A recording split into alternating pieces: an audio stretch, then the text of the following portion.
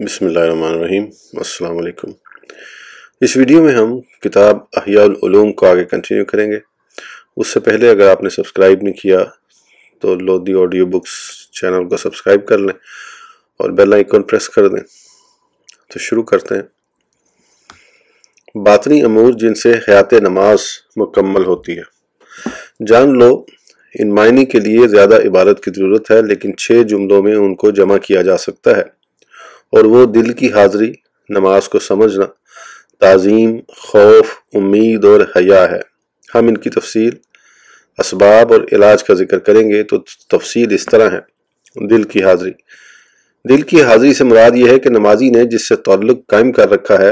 اور اس سے ہم کلام ہے، اس کے غیر سے دل کو فارغ کر دے، یعنی دل کو قول و فعل دونوں کا علم ہو اور ان 2 باتوں کے علاوہ کی طرف اس کی فکر نہ دوڑے۔ اور جب اس عمل کے غیر سے فکر ہٹ جائے گی اور اس عمل کی یاد ہی باقی ہوگی اور اس عمل کی کسی بات سے غفلت نہ ہوگی،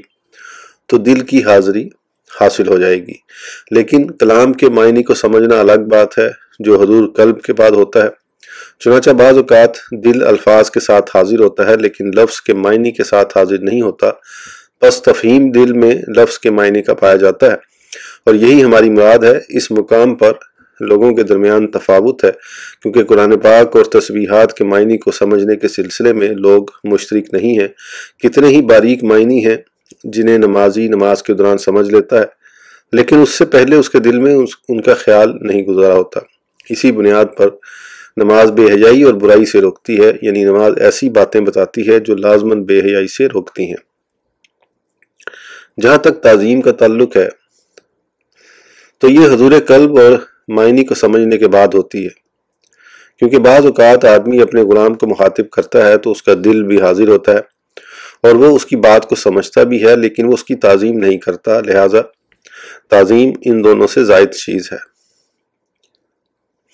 ہیبت تعظیم سے بھی زائد ہے، بلکہ یہ ایک ایسا خوف ہے جس کا منبع تعظیم ہے، کیونکہ جو آدمی خوف نہیں رکھتا اسے ہیبت والا نہیں کہا جاتا ہے۔ بچھو سے، کسی انسان کے برے اخلاق یا اس قسم کی دوسری باتوں سے ڈرنا جو خیس قسم کے اسباب ہیں، ہیبت نہیں ہے، بلکہ سلطان معظم سے ڈرنا ہیبت ہے، کیونکہ ہیبت وہ خوف ہے جس کی بنیاد کسی کو بڑا سمجھنا ہے۔ امید بھی یقیناً ایک زائد بات ہے۔ کتنے ہی لوگ کسی بادشاہ سے ڈرتے ہوئے یا اس کے اقتدار کے خوف سے اس کی تعظیم کرتے ہیں، لیکن اس سے اجر کی امید نہیں رکھتے۔ تو بندے کو چاہیے کہ وہ اپنی نماز سے اللہ تعالیٰ کی طرف سے ثواب کی امید رکھے، جس طرح نماز میں کوتاہی کے باعث وہ اس کے عذاب سے ڈرتا ہے۔ حیا ان تمام امور سے زائد ہوتا ہے، کیونکہ اس کی بنیاد اپنی کوتاہی کا شعور اور گناہ کا وہم ہوتا ہے، جبکہ تعظیم، خوف اور امید کا تصور حیا کے بغیر بھی ہوتا ہے، جبکہ کوتاہی کا وہم یا ارتکاب گناہ نہ ہو۔ ان 6 باطنی صفات کے اسباب کے بارے میں تمہیں جاننا چاہیے کہ دل کی حاضری کا سبب فکر ہے، کیونکہ تیرا دل فکر کے تابع ہے۔ پس وہ اسی جگہ حاضر ہوگا جہاں تیری فکر ہوگی۔ بعض اوقات تمہیں کسی ایک معاملے کی فکر ہوتی ہے جس میں دل کو حاضر ہونا پڑتا ہے، وہ چاہے یا نہ، کیونکہ وہ اس پر مجبور ہے اور مسخر ہے۔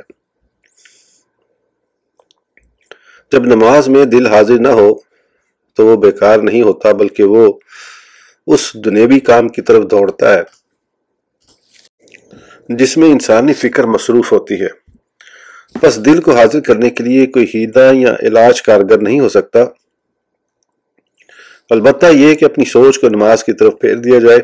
اور ہمت و فکر اس طرف اس وقت تک نہیں پھرتی جب تک یہ بات واضح نہ ہو کہ نماز کی غرض جو مطلوب ہے اس کا دار و مدار اسی پر ہے، یعنی اس بات کا یقین ہو کہ آخرت بہتر اور باقی رہنے والی ہے اور نماز اس تک پہنچنے کا وسیلہ ہے۔ جب اس بات کی حقیقت علم کی طرف اضافت کی جائے اور دنیا اور اس کی سوچ کو حقیر سمجھا جائے، تو ان کے مجموعے سے نماز میں دل کی حضوری ہوگی۔ جب تم کسی بڑی شخصیت کے پاس جاتے ہو تو اسی سوچ کے تحت دل حاضر ہوتا ہے، حالانکہ وہ شخص تمہیں نقصان یا نفع پہنچانے پر قادر نہیں ہوتا۔ بس جب تم بادشاہوں کے بادشاہ، جس کے قبضے میں دنیا اور آسمان کی بادشاہی اور نفع و نقصان ہے، سے مناجات کے وقت دل حاضر نہ ہو، تو تمہیں ایمان کی کمزوری کے سوا کسی دوسرے سبب کا خیال نہیں کرنا چاہیے۔ اب تم ایمان کی مضبوطی کی کوشش کرو اور اس کا طریقہ دوسرے مقام پر بیان ہوگا۔ جہاں تک سمجھنے کا تعلق ہے تو اس کا سبب یہ ہے کہ حضور قلب کے بعد فکر اور ذہن کو معنی کے سمجھنے کی طرف لگا دیا جائے، اور اس کا علاج وہی ہے جو دل کی حاضری کا علاج ہے، یعنی قلبی خیالات کو دور کرنے کی فکر کی جائے، اور خیالات کو یوں دور کیا جا سکتا ہے کہ ان کا مواد ختم کیا جائے، یعنی وہ اسباب ختم کر دیے جائیں جن کی طرف خیالات قلبی مائل ہوتے ہیں۔ جب تک یہ مواد ختم نہیں ہوگا ان سے قلبی خیالات نہیں پھریں گے۔ بس جو شخص کسی چیز کو پسند کرتا ہے تو وہ اس سے محبت کرتا ہے، لہذا محبوب کا ذکر لازماً دل پر ہجوم کرتا اور اثر انداز ہوتا ہے۔ اسی لیے تم دیکھتے ہو کہ جو آدمی غیر خدا سے محبت کرتا ہے اس کی نماز وسوسوں اور خیالات سے خالی نہیں ہوتی۔ تعظیم قلبی حالت ہے جو دو معرفتوں سے پیدا ہوتی ہے، ان میں سے ایک اللہ تعالیٰ کے جلال اور عظمت کی معرفت ہے، اور وہ اصول ایمان سے ہے، کیونکہ جو شخص اس کی عظمت کا اعتقاد نہیں رکھتا اس کا نفس تعظیم کے لیے تیار نہیں ہوگا۔ دوسری معرفت نفس کے حقیر اور خسیس ہونے کو پہچاننا ہے۔ نیز یہ کہ بندہ اللہ تعالیٰ کے حکم کا پابند اور مسخر ہے، حتیٰ کہ ان دونوں معرفتوں سے انکسار، مسکینی اور خشوع پیدا ہوتا ہے، اور یہی تعظیم ہے۔ جب تک نفس کی حقارت کی معرفت اللہ تعالیٰ کے جلال کی معرفت کے ساتھ نہ ملے، خشوع اور تعظیم کی حالت پیدا نہیں ہوتی، کیونکہ جو شخص دوسرے سے بے نیاز اور اپنے نفس پر اعتماد رکھنے والا ہو تو ممکن ہے وہ دوسروں سے عظمت کی صفات معلوم کرے، لیکن اس کی حالت خشوع اور تعظیم والی نہ ہوگی، کیونکہ دوسرا قرینہ یعنی حقارت نفس کی پہچان اس کے ساتھ ملی ہوئی نہیں۔ ہیبت و خوف نفس کی حالت ہے جو اس بات کی معرفت سے پیدا ہوتی ہے کہ اللہ تعالیٰ قادر ہے اور دبدبے والا ہے، اسی کی مشیت نافذ ہوتی ہے اور اسے کسی بات کی زیادہ پرواہ نہیں ہوتی۔ اگر وہ پہلوں اور پچھلوں کو ہلاک کر دے تو اس کی حکومت سے ایک ذرہ بھی کم نہ ہوگا، اور یہ بات اس وقت حاصل ہوتی ہے جب اس بات کا مطالعہ کیا جائے کہ انبیاء کرام اور اولیاء عظام پر طرح طرح کے مصائب نازل ہوتے ہیں، حالانکہ وہ انہیں دور کرنے پر قادر ہوتے ہیں، جبکہ دنیوی بادشاہوں کے سلسلے میں اس کے خلاف مشاہدہ ہوتا ہے۔ خلاصہ کلام یہ ہے کہ جب بھی اللہ تعالیٰ کے بارے میں علم پڑتا ہے خشیت و ہیبت میں اضافہ ہوتا ہے۔ اس کے اسباب کا ذکر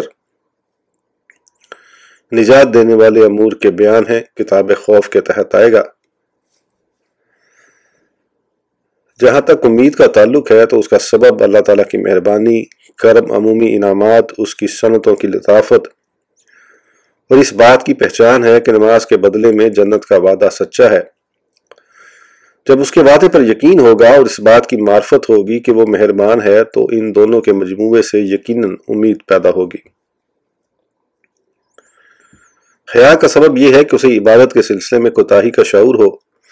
اور جانتا ہو کہ وہ اللہ تعالیٰ کے بہت بڑے حق کو قائم کرنے سے عاجز ہے، اور یہ بات اس وقت مضبوط ہوتی ہے جب اسے اپنے نفس کے عیبوں اور ان کی آفات کا علم ہوتا ہے۔ نیز وہ جانتا ہے کہ اس کے پاس اخلاص کم ہے، باطن میں خباثت ہے اور تمام افعال میں فوری فائدے کی طرف توجہ ہے، حالانکہ وہ جانتا ہے کہ اللہ تعالیٰ کا جلال بہت بڑی بات کا تقاضا کرتا ہے، اور اسے اس بات کا بھی علم ہے کہ وہ پوشیدہ باتوں اور دل کے وسوسوں پر مطلع ہے، اگرچہ وہ کتنے ہی باریک اور چھوٹے ہوں۔ اس سے یقینی طور پر ان امور کی معرفت حاصل ہوگی تو اس سے لازماً ایک ایسی حالت پیدا ہوگی جس کو حیا کہتے ہیں۔ ان صفات کے یہ اسباب ہیں تو ان میں سے جس کو حاصل کرنا مطلوب ہو اس کا علاج اس کے سبب کو حاضر کرنا ہے، کیونکہ معرفت سبب میں علاج کی معرفت ہے، اور ان تمام اسباب کو ایمان و یقین باہم ملاتے ہیں، یعنی وہ معرف جن کا ہم نے ذکر کیا ہے، اور ان کے یقینی ہونے کا مطلب یہ ہے کہ شک دور ہو جائے اور یہ دل پر غلبہ حاصل کر لیں۔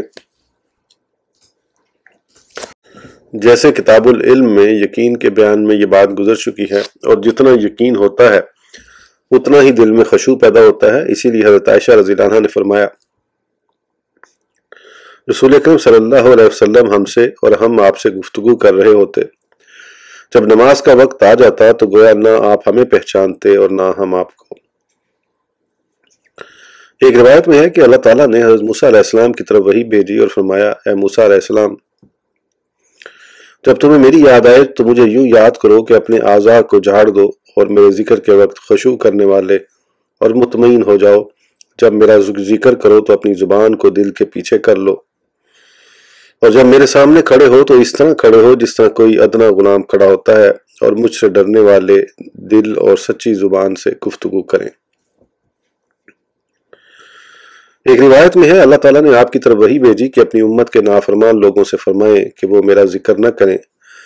کیونکہ میں نے اپنے نفس پر قسم کھائی ہے کہ جو شخص میرا ذکر کرے گا اس کو یاد کروں گا، پس جب وہ میرا ذکر کریں گے تو میں لعنت کے ساتھ ان کا ذکر کروں گا۔ یہ بات تو اس نافرمان کے بارے میں ہے جو اس کے ذکر سے غافل نہیں، تو کیا حال ہوگا جب غفلت اور نافرمانی جمع ہو جائیں۔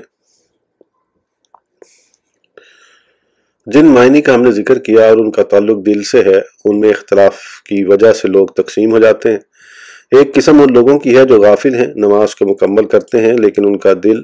ایک لحظہ کے لیے بھی حاضر نہیں ہوتا، اور وہ لوگ بھی ہیں جو نماز کو مکمل طور پر پڑھتے ہیں اور ایک لحظہ کے لیے بھی ان کا دل غائب نہیں ہوتا، بلکہ بعض اوقات تو ان کی سوچ اور فکر نماز کو اس طرح پھیر لیتی ہے کہ ان کے سامنے جو کچھ ہوتا ہے انہیں اس کا بھی احساس نہیں ہوتا۔ یہی وجہ ہے کہ جب مسجد میں ستون گر گیا اور لوگ وہاں جمع ہوئے تو حضرت مسلم بن یسار کو اس بات کا علم نہ ہو سکا، اور ان میں سے بعض لوگ ہیں جو ایک مدت تک جماعت میں حاضر ہوتے ہیں لیکن انہیں معلوم نہیں ہوتا کہ ان کے دائیں بائیں کون ہے۔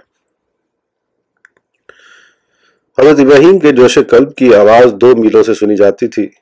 اور ایک گروہ ایسا تھا کہ حالت نماز میں ان کے چہرے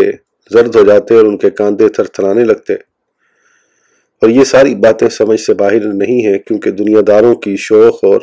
بادشاہوں سے ان کے خوف میں اس سے دگنا کا مشاہدہ ہوتا ہے، حالانکہ یہ بادشاہ عاجز اور کمزور ہیں، اور جو کچھ ان سے حاصل ہوتا ہے وہ نہایت حقیر ہوتا ہے۔ حتیٰ کہ کوئی شخص کسی بادشاہ یا وزیر کے پاس جاتا ہے اور اس کے سامنے اپنا مقصد بیان کرتا ہے، پھر باہر نکلتا ہے، اب اگر اس سے پوچھا جائے کہ بادشاہ کے گرد کون کون لوگ تھے یا بادشاہ کے کپڑے کیسے تھے، تو وہ بتانے پر قادر نہیں ہوتا، کیونکہ اس کی سوچ نے اسے کپڑوں اور درباریوں کی طرف توجہ سے پھیر رکھا تھا۔ ہر ایک کے عمل کے درجات ہیں، لہذا ہر شخص کو اس کی نماز سے اس کے خوف، خشوع اور تعظیم کے مطابق حصہ ملتا ہے، کیونکہ اللہ تعالیٰ کی نظر کا محل دل ہے، ظاہر حرکات نہیں۔ اسی لیے بعض صحابہ کرام رضی اللہ عنہم نے فرمایا، قیامت کے دن لوگوں کو ان کی نماز والی صورت پر اٹھایا جائے گا، یعنی اسے نماز میں جس قدر سکون و اطمینان اور لذت حاصل ہوتی تھی اسی اندازے پر اس کا حشر ہوگا۔ انہوں نے سچ فرمایا، کیونکہ ہر شخص اس طریقے پر اٹھایا جائے گا جس پر اس کا انتقال ہوا، اور ہر آدمی اس طریقے پر مرتا ہے جس پر وہ زندگی گزارتا ہے، اور اس سلسلے میں اس کے دل کی حالت کو دیکھا جاتا ہے، ظاہری جسم کو نہیں، اور دلوں کی صفات ہی کو آخرت میں صورتوں میں ڈھالا جائے گا، اور وہی شخص نجات پائے گا جو محفوظ دل کے ساتھ آئے گا۔ ہم اللہ تعالیٰ کی لطف و کرم سے حسن توفیق کا سوال کرتے ہیں۔ اس ویڈیو کے لیے اتنا ہی، پھر انشاءاللہ اگلی ویڈیو میں آگے کنٹینیو کریں گے۔ میرا گلا بہت خراب ہے جس کی وجہ سے ریکارڈنگ تھوڑی بڑی مشکل سے ہوئی ہے، تو پھر انشاءاللہ اگلی ویڈیو میں آگے چلیں گے۔ اس وقت تک کے لیے اجازت دیجیے، اللہ حافظ۔